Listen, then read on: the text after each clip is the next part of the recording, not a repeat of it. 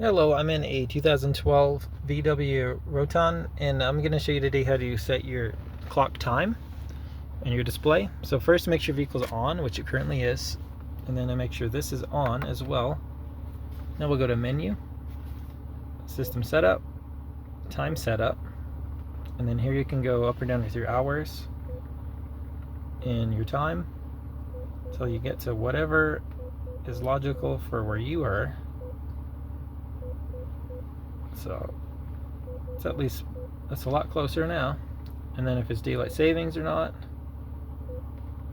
and you can set the time zone to whatever you need.